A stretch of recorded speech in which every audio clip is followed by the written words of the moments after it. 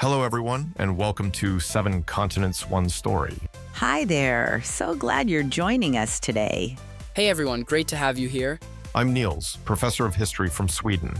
I'm Celine, joining you from Edinburgh, Scotland.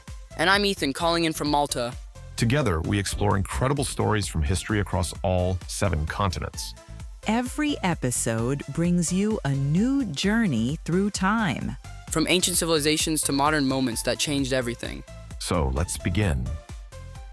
Right. Nils, I have a question for you. Go ahead, Celine. I'm listening. What if I told you there's an object that's over 5,000 years old, never been allowed to leave its country, and is considered the first historical document ever created?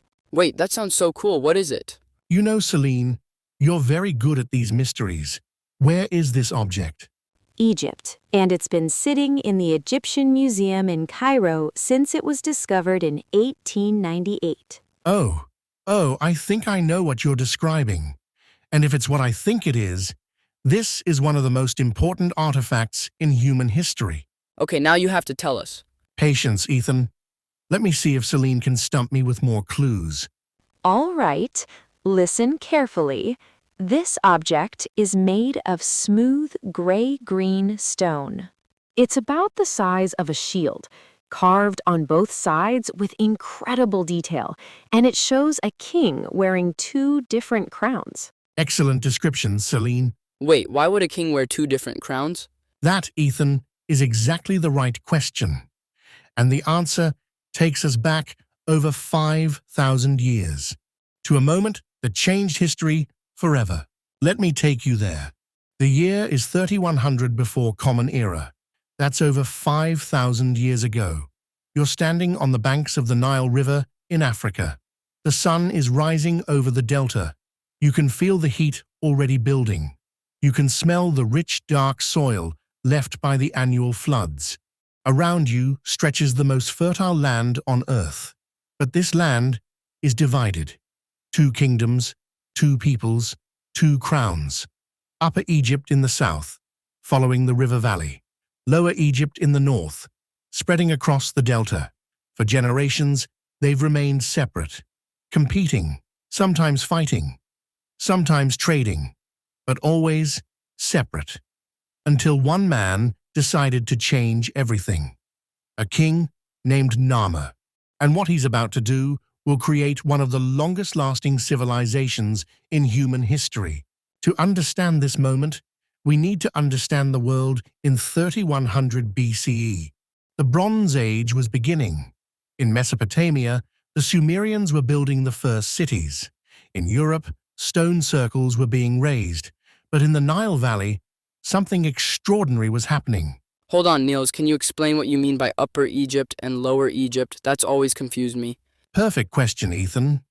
It confused me too when I first learned about this. Upper Egypt is actually in the south, following the river upstream. Lower Egypt is in the north, where the Nile spreads into the delta. The names come from the river's flow, not from how we look at maps today. It's a bit like how we think of rivers. The source is up the river, even if it's geographically south. Exactly, Celine. Now, these 2 regions were very different. Upper Egypt was a narrow ribbon of green cutting through the desert, a linear settlement pattern.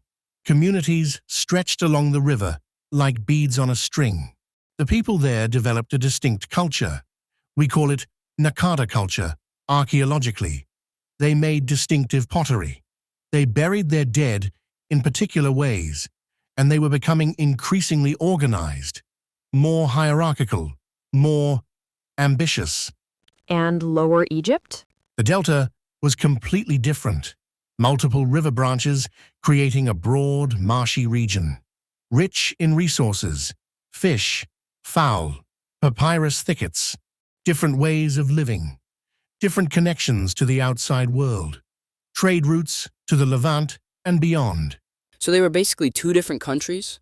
2 different kingdoms, yes. Each with their own power centers, their own leaders, their own traditions. That sounds like it could lead to conflict. It did, But it also led to something remarkable. Now, Narmer didn't achieve unification alone. He had generals, of course, soldiers, priests to legitimize his authority, but he also had something crucial: administrative talent. People who could actually make a unified kingdom work. Officials from both Upper and Lower Egypt who understood how to bridge two very different worlds. One of the keys to Narmer's success was incorporating Lower Egyptian officials into his new administration. People who knew how the Delta worked, who understood its people, who could help create systems that would last. So this wasn't just military conquest? Excellent observation, Celine. No, it wasn't. Let me explain. Okay, I'm a bit lost. Why did Narmer want to unite these two kingdoms in the first place? What was in it for him? Brilliant question. Several things. First, resources. The Delta had access to Mediterranean trade. The South had access to Nubia and Africa's interior. Together, they controlled the entire Nile Valley. Second, defense. A unified kingdom could resist outside threats more effectively than divided regions. And third, legitimacy.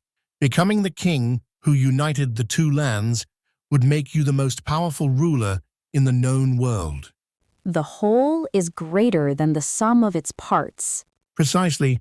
I was reading about this last week in the library, and something struck me about the process. This wasn't a sudden conquest.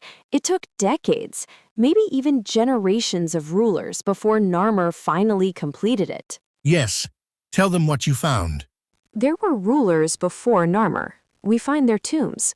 We see increasingly elaborate burials, increasing wealth.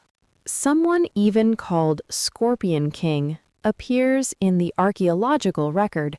He may have started the unification process that Narmer completed. Wait, there was actually a Scorpion King, like in the movie? The movie took inspiration from reality, Ethan, though the real Scorpion King probably looked quite different from the film version. What fascinated me was that we can see the groundwork being laid. Longer trade networks, more complex administration. It's like watching a state being built, layer by layer. Remember Celine's mysterious object? Here's your second clue. This artifact shows a king performing rituals, defeating enemies. And here's the fascinating part. On one side, he wears the white crown of Upper Egypt. On the other side, the red crown of Lower Egypt. And it contains some of the earliest writing ever discovered. When I saw the original in the Egyptian Museum in Cairo, I stood there for almost an hour, just looking at this window into humanity's earliest recorded history. That's so cool. What kind of writing? Hieroglyphs, Ethan. Some of the very first hieroglyphic inscriptions, not fully developed yet, still transitioning from picture symbols to phonetic writing, but undeniably writing, undeniably history being recorded. The birth of written history. Exactly that. By 3150 BCE, Upper Egypt was consolidating under increasingly powerful rulers. The major power centers were Hierakonpolis in the far south and Abydos in the central region. Narmer emerged from this world. We're not entirely certain of his origins. Some evidence suggests Hierakonpolis. Other evidence points to Abydos. But what we know for certain is that by 3150 BCE, he had achieved dominance in Upper Egypt. How? How did he become the most powerful? We can only piece together fragments.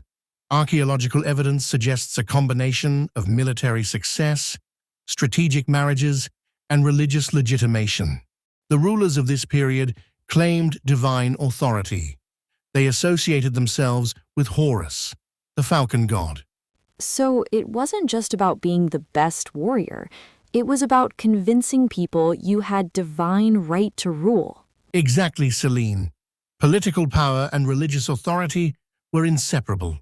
Once Narmer controlled Upper Egypt, he turned his attention north, to the Delta, to Lower Egypt. Now this is where it gets interesting. For generations, historians assumed this was purely military conquest. Narmer as warrior king, crushing his enemies. But the archaeological evidence tells a more complex story. What kind of story? A story of military campaigns, yes, but also diplomacy, alliance, negotiation. The unification wasn't accomplished in a single great battle. It was a process, a transformation. How do we know that? Several ways. First, we find Lower Egyptian pottery styles continuing after unification. Their artistic traditions don't disappear. Second, we see administrative titles from both regions in the new unified system. And third, the capital itself tells us something important. Narmer had a crucial decision to make. Where should the capital of this new unified kingdom be? This seems like it could make or break the whole enterprise. Yeah, because if you pick the wrong place, people are going to be upset, right? Absolutely. This was a decision with enormous consequences. Think about Narmer's position. He's from Upper Egypt. His power base is in the south. The obvious choice would be to rule from Hierakonpolis or Abydos, places of traditional Upper Egyptian power. But if he does that, how do the Lower Egyptians feel? Like a conquered people, like their kingdom was simply absorbed by the south. But if he moves the capital to the delta, to somewhere like Buto, His own people in Upper Egypt might feel betrayed. You're both seeing the dilemma perfectly. Let me paint you a picture of Lower Egypt as Narmer approached. The delta was wealthy, populous, connected to the Mediterranean world. They had their own strong traditions, their own gods, their own way of doing things, and they were proud. Some Lower Egyptian leaders certainly resisted. We have evidence of fortifications, of conflict, but we also have evidence of something else. what? Cooperation, integration, Lower Egyptian officials working within Narmer's administration, Lower Egyptian artistic styles being incorporated into the new unified culture. This wasn't just conquest and submission. This was something more sophisticated, more pragmatic. Imagine you're a senior official in Buto, the Lower Egyptian capital.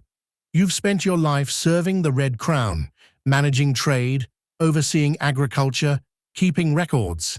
Now, Narmer's armies are approaching. You have a choice.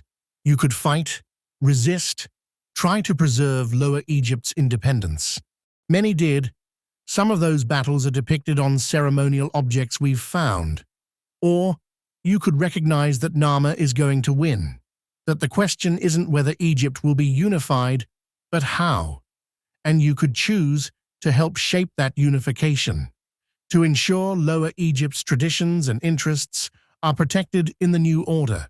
That's a really hard choice. It's not just about survival. It's about preserving your culture while accepting political reality. Yes, and several Lower Egyptian officials made that choice. We know because we find their titles and names in the administrative records of unified Egypt. They helped build the systems that would make this new kingdom work. Now remember our mysterious artifact? Here's your final clue. This object wasn't just created to be beautiful, though it is. It wasn't just created to record history, though it does.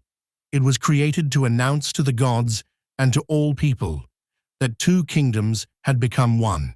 This is the Narmer palette, the most important piece of evidence we have for the unification of Egypt. The Narmer palette. I've read about this. It's extraordinary. It's a shield-shaped piece of siltstone, carved on both sides. On one side, Narmer wears the white crown of Upper Egypt, smiting an enemy. On the other, he wears the red crown of Lower Egypt, inspecting the bodies of his defeated foes. It's propaganda, yes. It's royal glorification, absolutely. But it's humanity's first attempt to record and commemorate a historical event in visual form. And it's 5,000 years old? Over 5,000 years old, carved around 3100 BCE. When I visited the Egyptian Museum and saw it in person, I've dedicated my life to studying ancient civilizations. But standing in front of the Narmer palette, seeing those hieroglyphs, those images, It's like touching the very beginning of recorded history. What else does it show, besides Narmer wearing both crowns? So much. It shows the artistic conventions that would define Egyptian art for the next 3,000 years, the way figures are represented, the use of different-sized figures to show importance, the organization in horizontal registers. It shows religious symbolism. Horus, the falcon god, appears. There are images of bulls knocking down city walls, serpent creatures with intertwined necks, and crucially, it shows both military conquest and ceremonial unity. It's telling multiple stories at once. So this one object is like a window into how Egypt was created? Perfect way to put it, Ethan. A window into the birth of one of history's greatest civilizations. The unification took time, probably 15 to 50 years of active campaigning and consolidation. It wasn't a single battle. It was a transformation of an entire society. Narmer had to accomplish several things simultaneously: militarily defeat or diplomatically incorporate Lower Egyptian power centers, establish a unified administrative system, create symbols and rituals that both regions could accept, and most crucially, choose where to place the capital. So where did he choose? Somewhere brilliant, somewhere that shows real political intelligence, not in the heartland of Upper Egypt, not in the center of Lower Egypt, but right at the border between them, a new city. Memphis. So Narmer has united the two kingdoms, militarily, politically, religiously, but now comes the moment that will determine whether this unity lasts or fractures. Where to establish the capital? Okay, seriously think about this for a moment. If you were Narmer, what would you do? You have three realistic choices. First, you could establish the capital in Upper Egypt, in Hieroglyphs or Abydos, your traditional power base, where your ancestors are buried, where your supporters expect you to rule from. Second, you could establish the capital in Lower Egypt, in Budo or another delta city. Show the conquered northerners that they're equal partners. Make a dramatic gesture of reconciliation. Or third, you could do something unprecedented. Create a new capital, somewhere neutral, somewhere that belongs to both kingdoms and neither. What would you choose? Okay, I think I'd probably go with Upper Egypt. I know that sounds maybe not great, but here's my reasoning. You need a solid power base. You need your core supporters to feel secure. If you try to please everyone, you might end up pleasing no one. I understand that, Ethan, but I disagree. If you rule from Upper Egypt, you're telling every Lower Egyptian that they lost, that they're subjects, not partners. You might win the war, but lose the peace. I'd choose Lower Egypt. Make the dramatic gesture. Show that this is truly a new beginning. You're both making valid points. This is why I love history. Ethan, you're right that Narmer needed to maintain his power base. Celine, you're right that he needed to avoid making Lower Egypt feel subjugated. But there's a third consideration: practicality. Where can you actually govern both regions effectively? Oh, location, location, location. Like choosing Edinburgh rather than the far north or far south of Scotland. Excellent parallel, Celine. Narmer chose the third option. He created a new city, Memphis, right at the geographical junction where Upper Egypt meets Lower Egypt. It's brilliant on multiple levels. First, it's practically positioned to govern both regions. You can move quickly north into the delta or south into the valley. Second, it's symbolically perfect. It doesn't favor either region. It's new. It belongs to the unified kingdom, not to the old divided world. And third, it allows Narmer to bury his ancestors in Abydos, maintaining his connection to Upper Egyptian tradition, whilst governing from a neutral space. That's actually really smart. It's political genius. You satisfy your base by honoring their traditions. You reassure the conquered by not rubbing victory in their faces, and you create a fresh start. Exactly. And Memphis would remain one of Egypt's major cities for over 3,000 years. The decision to create it was one of the founding acts of Egyptian civilization. This decision had enormous consequences. It established the principle that Egypt was fundamentally the two lands united, both crowns, both traditions, both regions. It created a precedent for future pharaohs. For 3,000 years, Egyptian kings would wear the double crown. They would title themselves King of Upper and Lower Egypt. They would build monuments in both regions. And it worked. Egypt didn't fracture back into separate kingdoms for centuries. Remember I mentioned those lower Egyptian officials, the ones who chose cooperation over resistance? They don't have names we remember.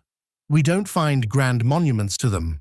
But without them, Narmer's unification might have been a military victory, followed by centuries of instability. They were the ones who actually made it work day to day. Yes. Think about what they did. They had to take two completely different administrative systems and merge them. Different record-keeping methods, different ways of measuring land, different tax systems, different religious festivals. They had to train Upper Egyptian officials in delta agriculture, train Lower Egyptian officials in valley irrigation, create a unified system of titles and ranks, establish trade routes that served both regions. Narmer gets remembered. The Narmer palette immortalizes him. But these administrators, these officials who chose to build rather than destroy, they created the foundations that let Egyptian civilization flourish for 3 millennia. And we don't even know their names? We don't, but we should acknowledge them. Every time we marvel at the pyramids, every time we admire Egyptian art and architecture, every time we study 3,000 years of continuous civilization, we're seeing the legacy of people whose names are lost, but whose work endures. The unsung heroes of unification. Precisely. The unification of Egypt around 3100 BCE created one of the longest-lasting civilizations in human history. Let me put that in perspective. From Narmer's unification to Cleopatra's death is over 3,000 years. From Cleopatra to us is only 2,000 years. Egyptian civilization lasted longer than the entire history from Cleopatra until today. That's incredible. 3,000 years of continuous culture. And it all traces back to this moment, to Narmer's decision to create unified Egypt, to his choice of Memphis as capital, to those officials who made it work. From this unified state came hieroglyphic writing, monumental architecture like the pyramids, advanced mathematics and astronomy, sophisticated medicine, complex bureaucracy, long-distance trade networks. But more than specific inventions, Egypt created the template for what a territorial state could be: centralized government, professional bureaucracy, divine kingship. These concepts would spread across the ancient world.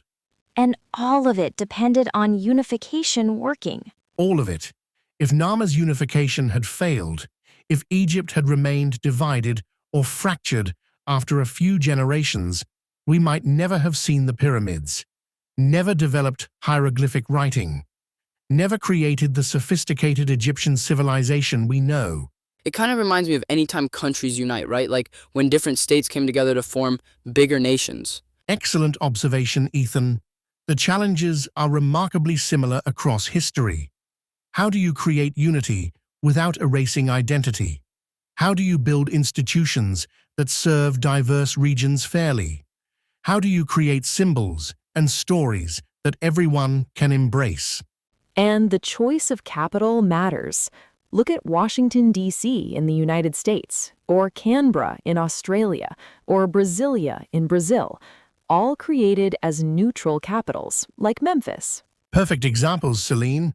The same political logic Narmer used 5,000 years ago. So Narmer kind of invented this whole concept? He wasn't the only one. Similar processes were happening in Mesopotamia and China, but Egypt shows us the template in its clearest form. And it shows us that these early choices have consequences lasting thousands of years. Here's something that still fascinates historians. We're not entirely certain that Narmer and Menes are the same person. Wait, who's Menes? Menes is the name ancient Egyptians themselves used for the founder of unified Egypt. It appears in later king lists, but the name Narmer appears on contemporary objects like the palette. Some scholars think they're the same person with two names. Others think Menes might be Narmer's son. We're still debating this 5,000 years later. And here's something even more remarkable. The hieroglyphic system that first appears on the Narmer palette, it continued to be used for over 3,000 years. Only Arabic script has lasted longer. Wait, so if Narmer came back to life in Cleopatra's time, he could read the hieroglyphs? Quite possibly, the script evolved, but the fundamental system remained recognizable. Imagine a writing system lasting 3 millennia. That's the legacy of the choices made in 3100 BCE. And the Narmer palette itself has a fascinating modern history. It was discovered in 1898 by James Quibble and Frederick Green during excavations at Hyrcanopolis.